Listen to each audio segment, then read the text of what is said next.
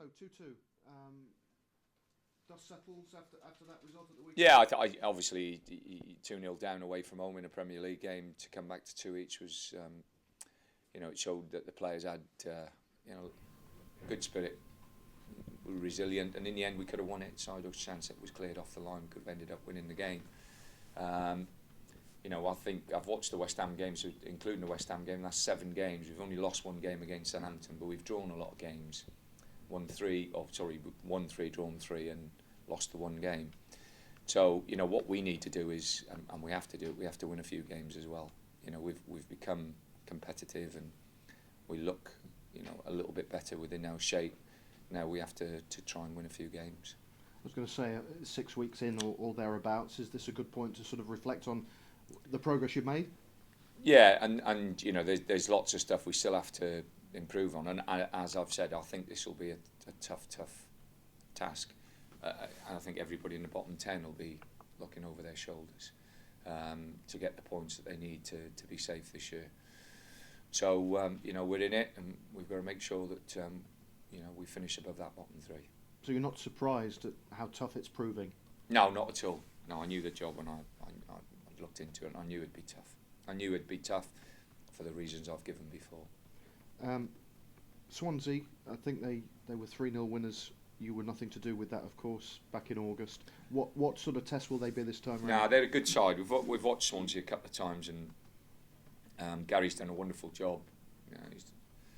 He's been very, very good in the time he's been there.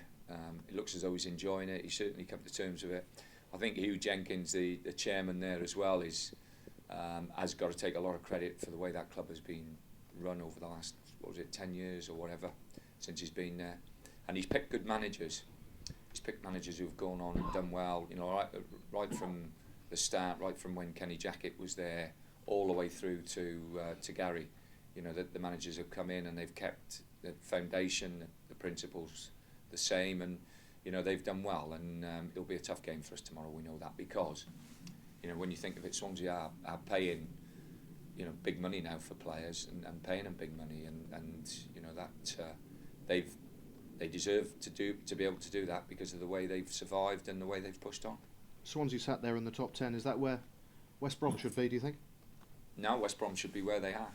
That's you deserve to be where you are, and that's the logic of it. Without any question of a doubt, what we've got to do is try and improve it from now until the end of the season. Points about the weekend. I mean, you've got to make obviously lots of calls as the manager. Some of them are popular with players, some of them aren't.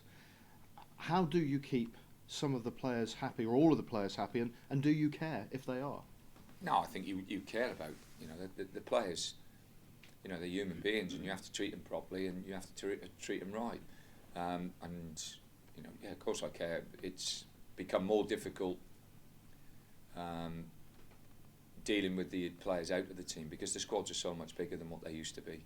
That you could have a squad of 16 when I played that actually went through a season, 12, 13 players would play on a regular basis, so only 2-3 subs would be used. Now you've got squads of 25. You've actually got more players out of the team unhappy than what you have players in the team who are happy. So it's become a bigger task to deal with that situation and to work that situation for the advantage of the football club, yourself, and also the players involved. Just a couple of individuals, if I may. Yeah. Mr. Berahino has captured a few mini headlines during the course of his short career already. How did he respond, do you feel, to being put on the bench? He came on and he did smashing. If you have a look at what he did, and he was unlucky really, and unfortunately he's not got us the winner. No, he was fine before the game, and he came on and did really well. And if he gets his chance again tomorrow, we're hoping he does well because he is a talent. Without a question of a doubt, he's a top talent. Likewise, Chris Brunt, removed from the captaincy, so to speak, scores you a goal. Nah, Brunty, there's players at this football club who've been here for a long time. Brunty, Morrison, people of that ilk. Dorrans, Gardner. They're very, very good professionals, and people you wouldn't want to leave the football club. So they've got some really, really good pros. You talk about Olsen and Foster and Macaulay. There's some really, really good professionals around the place. Dawson, you know, they are really, really good lads. And in terms of, as you say, the phrase, you know, caring about them, I suppose what I mean by that is you have to be removed from being their friend somehow. Well, You I think there's always been a case in management where, you know, that you know, you have to, you know, I like to be as open and honest as I possibly can with them, because that's the way I'd like it myself if I was a player, or the way I used to like it. But there's always that line. You always draw that line between, you know, being you know, real friendship and having the respect as a person who's as a manager running you know, the show. Have you got a target in mind between now and the end of the season? 40 points clearly. Yeah. Half a dozen wins. 1 point more than the person or the team that finishes in 17th place. And how easy is that going to be? Not easy, of course. Tough. No, it's going to be tough. Like I say, you have a look at the table, and it's going to be a tough call for us, and tough call for everybody down there. And we have to stick in there. You know, win, lose or draw, every game you have to be on it and up for it, and we certainly have to do that. You're 3 points clear of the relegation zone. I mean, how conscious are you of what everybody else is doing at the moment? Yeah, I think the most important thing, I've been in this situation quite a few times over the years. I think the most important thing is focusing on what you're doing as a football club, and, you know, not looking at the TV and listening to the radios. Listening to the radios, but listening to the music. Injuries? Any issues with the squad ahead of the game? Now we got 1 or 2 little niggles and knocks, but we'll, you know, we might make a few changes tomorrow. If we do, it'll be, you know, tactically more than anything else. Brown Adeye scored again for you, 3 goals. What's his future? What's he got to do here now in the next few months? He's got to score some goals for us. That's what we're hoping, you know, he'll do. He's a great lad. He's been smashing since I've walked through the club. He's a really, really genuine kid, and you know, he needs goals. The goal on Sunday would have given him great confidence, and I think it would have given the supporters a lift as well. Because, you know, the times I've played him, the supporters have been good with him, and that you know, that says a lot for the hard work and the effort and commitment he puts in as a lad. And we need everybody, and I think, you know, my programme notes tomorrow will say that, you know, we now need everybody at the football club, everybody who's an Albion supporter, to really get behind everybody and stick in there, because we need them. Big week for you. Cup on Saturday, of course. It's always a big week. You know, this never stops. You know, this will go right through, like I say, most probably to the wire. But you know, the cup tie is miles away in my thoughts. The most important thing is Swansea tomorrow night. One final sort of subject from me, something else that's miles away. And if I can use the phrase, you've all got to pull in the same direction. You'll be doing the same in May, from what we gather. Tell us more about this rowing challenge. Yeah, the rowing challenge is for the Donna Louise Trust, and I've done quite a few things for them over the years. It's a small hospice, which is has become you know, very close to me because of my time, the 10 years I had at Stoke, and you know, I've helped them as much as possible. They struggle to raise, because of the funding situation, they struggle to raise enough money to keep the hospice open day in, day out, and it's such a wonderful place for the young children. The way they look after the children, you know, the commitment to these children, and the place itself, it's such a humbling place. And every time they ask me to do something, I've always said yes. I think I might have bitten a little bit more off than I can handle on this one. You know, to row the channel. You know, I don't mind walking Kilimanjaro. I didn't mind walking that. Didn't mind cycling from John O'Groats to Land's End, or run marathons for them. Actually jumping in a boat and rowing, that's going to be tough. You a team player? You've got to have to be, aren't you? Yeah, and you know, from like I say, from Tower Bridge to the Eiffel Tower, it's not just rowing the channel, it's getting down a river and up another river. So, you know, it's going to be, I think it's 7 days, 2 hours on, 2 hours off.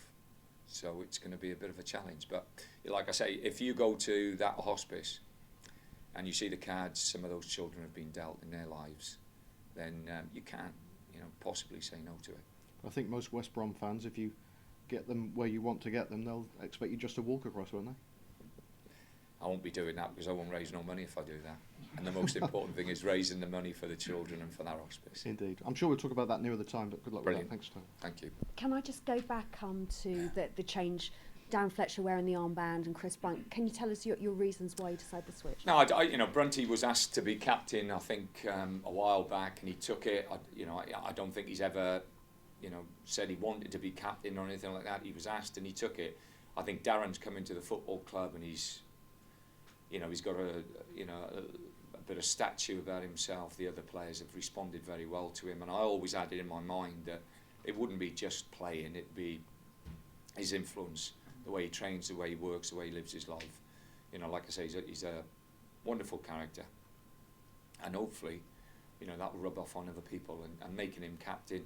We've had a meeting this morning with the senior pros, I've had Brunty in there, Jolien, Ben and Fletch, talking about little things that I'd want, over the next couple of weeks, to be implemented in the football club. And, they're senior players. They've all played in the Premiership for a long time, and it's Darren might be holding or carrying the armband, and we might expect a lot off him. But there's other people as well who can join in and contribute, and that's the way I've always been. And these things that you want implemented in the coming weeks, is that on the pitch? Is it off the pitch? No, both on and off the pitch, and to do with football matters more than anything else. And you're getting help from them. I imagine, I don't know Chris Brunt that well, but when you see him, he's a straight guy. I think the most important thing is that everybody understands what we're trying to achieve, how difficult it's going to be, and everybody pulls and pushes together in more than one sense. So I've had a good chat with them today, and they're like I say, they're good lads and they're experienced lads. And the fact that you've had this chat, is it because things haven't gone quite as swimmingly as you thought, or would it just be a natural thing that you do with your team? I think we've done all right. We lost one game in 7. No, it's general football, on and off the pitch that we've talked about, and things that I'd like to see moved on a little bit, and I think they're in agreement with it, and they can do it. They don't have to rely on the manager, or they shouldn't rely on the manager at times to implicate certain things themselves, and it's pretty old school, pretty old fashioned. That's what I am. Nice. And just finally for me, I'm seeing a young lad, Jack Rose, shortly to have a chat with him. He's a young lad yet to make his first team debut. If push were to come to shove this week, would you have any problems throwing him into the? Well, hopefully I'll have more senior players, and we've got a chance of getting into the quarterfinals of the FA Cup on Saturday, and I'll be putting out my strongest side, as I'm sure Sam will as well for West Ham. So, although Rosie's done very well, I doubt he'll get in that strongest side at the moment. I'll tell him that.